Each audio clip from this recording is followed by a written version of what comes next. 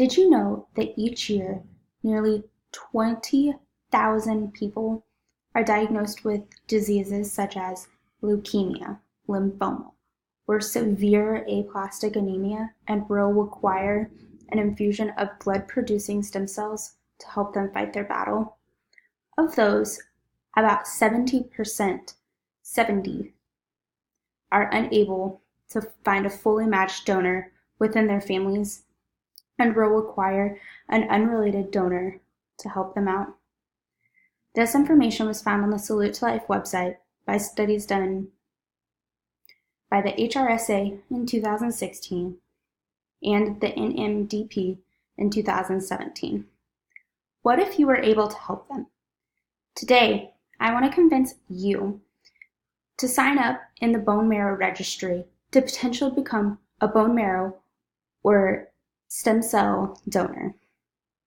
This is something that is very near and dear to my heart because I knew somebody who received a donation and was able to spend more time with their family because of this.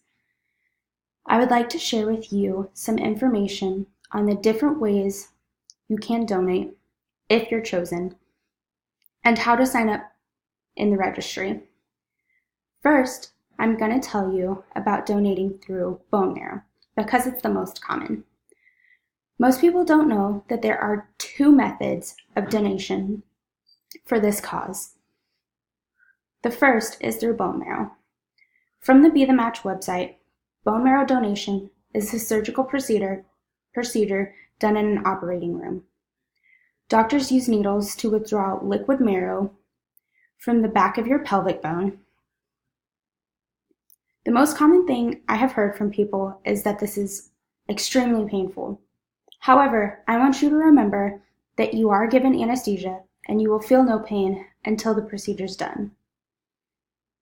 From Tina Feinberg's article in 2008 titled Bone Marrow Drive, she informs us that African Americans have the lowest likelihood of finding a match at only 60%, which is significantly lower than the 88% for Caucasians and 80% for Hispanics. So if you are within one of those ethnicities, keep in mind that people are looking for you to be a match. Next, I'm going to tell you about the second way to donate, which is through peripheral blood stem cells, also known as PBSC. Donation through peripheral blood stem cells. From Rashad Kilabad's article, Donating to Save Others from 2016, when going through a PBSC donation, you start by receiving a series of injections. She stated these injections made her energy levels switch from being overactive and really tired or spaced out. She endorsed feeling a stabbing or radiating pain through her body and also kind of feeling achy and flu-like symptoms. From the Be the Match website, donating through PBSC is a lot like donating blood.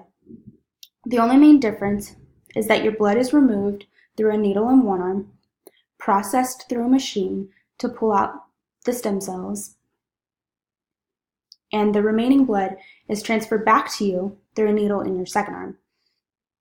From the 2016 article titled W&M Lineman's A Living, Breathing Example of How Easy It Is to Become a Bone Marrow Donor by Dave Johnson, Mark Williamson, who was also chosen to donate, said, "No matter how tough it is, it's going to be saving someone."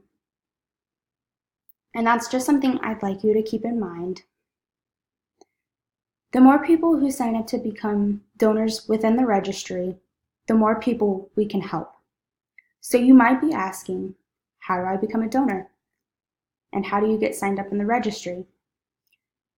Signing up in the registry is easy. All you have to do is go to marrow.org and click Join in the top right-hand corner of the screen.